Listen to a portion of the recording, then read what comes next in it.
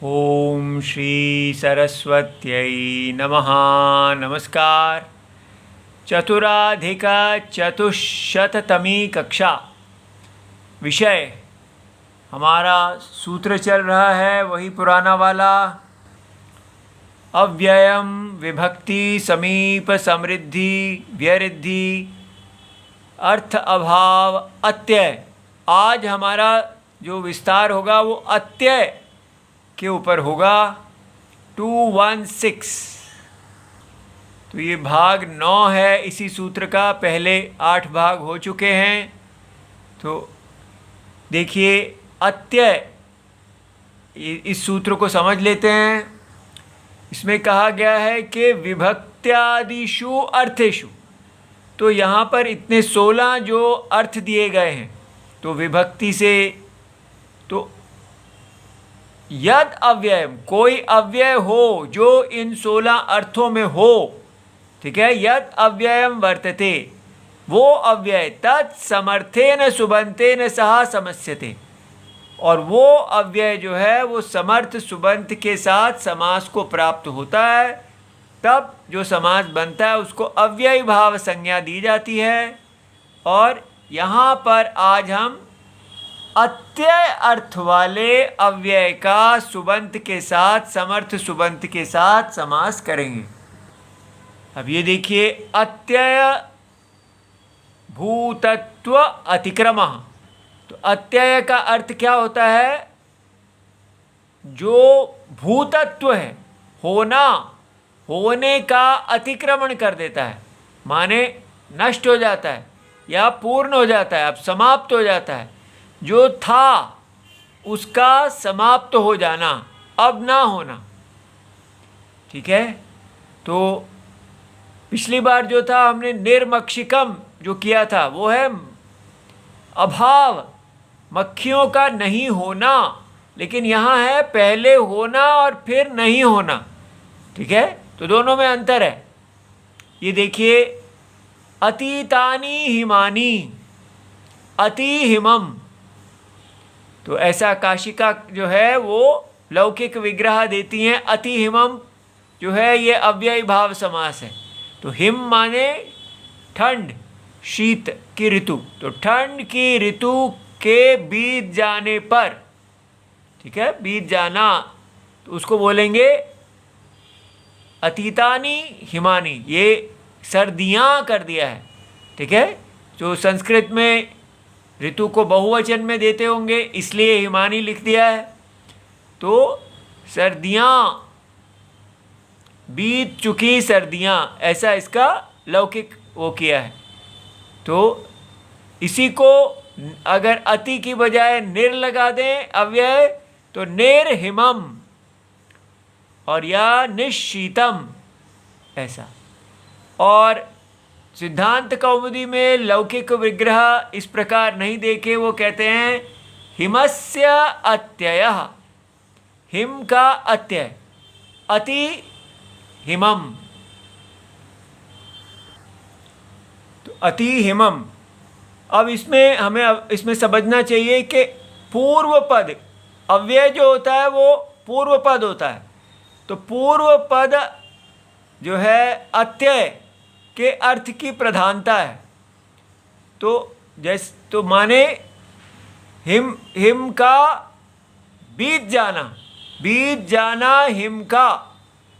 तो इसलिए अतीतानि शीतानि या शीतस्य अत्ययः, शीतकाल का बीत जाना।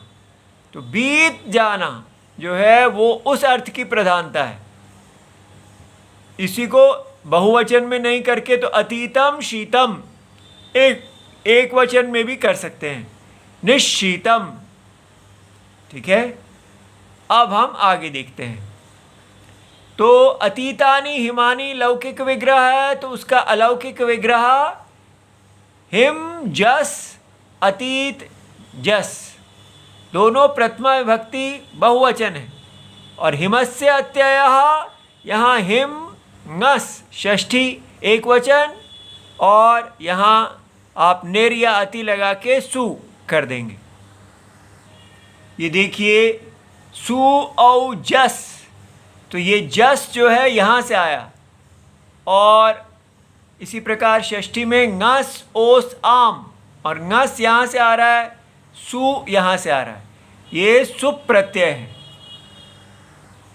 तो अब हमने हिम जस और निर जस अतीत अर्थ में अव्यय को लगा दिया, ठीक है। तो कोई भी फर्क नहीं पड़ता, ngस सु करें या जस जस करें, ये सब लोप तो हो ही जाना है। तो अब हमने ये जो अव्यय है, इसकी अव्यय संज्ञा किस आधार पे हुई, तो उसके लिए सूत्र है स्वरादि निपातम अव्ययम 1137। ये कहते हैं स्वरादीनी शब्द रूपानी, जिसके आदि में स्व है, ऐसे शब्द रूप, और निपाताश्च, जिन शब्द रूपों की संज्ञा निपात है, उनको अव्यय संज्ञकानि भवन्ति। तो निपात जो है वो प्राग ईश्वरात् निपाता 1456, यहाँ से सारे निपात संज्ञा वाले दिए गए हैं। अच्छा, तो अब इसकी अव्यय संज्ञा हो गई, तो इसके बाद जो जस लगा हुआ है, ठीक है, या सु लगा हुआ है, इसको हम लुक कर देंगे। कैसे? अव्ययात आप सुपहा, अव्ययात उत्तरस्य, पंचमी हो तो उत्तरस्य अपने आप लग जाता है, वो है तस्मादिति निर्दिष्टे उत्तरस्य। तो अव्ययात उत्तरस्य आपहा, आप या सुप का लुप हो जाता है। तो अव्यय के बाद जो भी सुप प्रत्यय है उसका लुप हो जाएगा, तो वो लुप हो जाएगा। और उसके बाद ये नित्य अव्यय भाव समास, ये जो अभी सूत्र है, अव्ययम विभक्ति समीप समृद्धि व्यरिद्धि अर्थ अभाव और अत्यय, तो ये इस अर्थों में विभक्ति आदिषु अर्थेषु, इन अर्थों में यद अव्ययम वर्तते, जो अव्यय है, तत्समर्थेन सुबंतेन सह समस्यते अव्ययी भाव समासो भवति।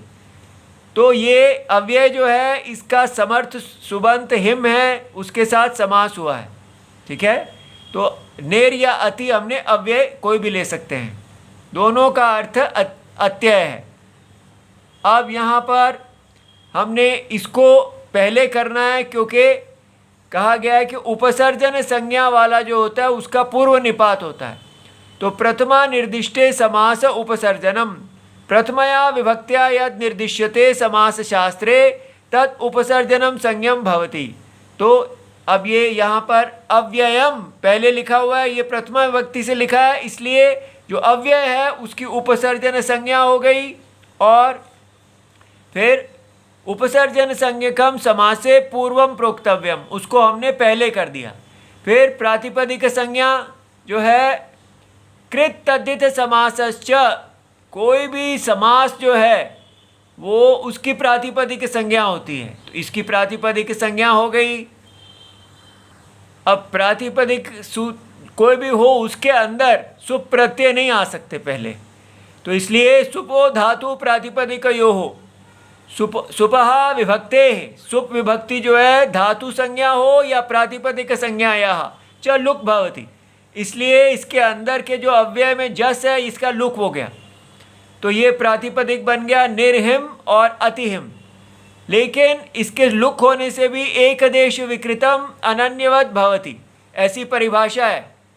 तो परिभाषा इंदुशेखर में महाभाष्य 4383 में ये दी गई है। तो ये अभी भी प्रातिपदिक संज्ञा ही है। तो प्रातिपदिक से सुपलुक, सुप्रत्यय, अब प्रातिपदिक से फिर हम जो है नए सुबंत लाते हैं। नी आप प्रातिपदिकात, प्रातिपदिक प्रकृति से सु औजस होता है, तो सु आता है, लेकिन अव्ययी भाव की अव्यय संज्ञा हो जाती है। अव्ययी भावश्च 1142, अव्ययी भाव समास की अव्यय संज्ञा हो गई। और अव्यय संज्ञा होने से अव्ययात आप सुपहा, सूत्र कहते हैं कि अव्यय से सुप प्रत्यय का लोप हो जाता है। लेकिन ये सूत्र आके कहते हैं कि नहीं, अदंतात अव्ययी भावात उत्तरस्य सुपो ना लुक भवति, इसका लुक को रोक देते हैं और उसके स्थान में अम प्रत्यय कर देते हैं। तो यहाँ अम आ गया, और फिर उसके बाद अम में अ और अ, इसकी अच संधि अमी पूर्व के साथ हो जाती है और यहाँ पर पूर्व रूप आ जाता है, निर्हिमम और अतिहिमम बन जाता है। ठीक है, इसका और प्रयोग नहीं है। इति सर्वम शिवम प्रणाम।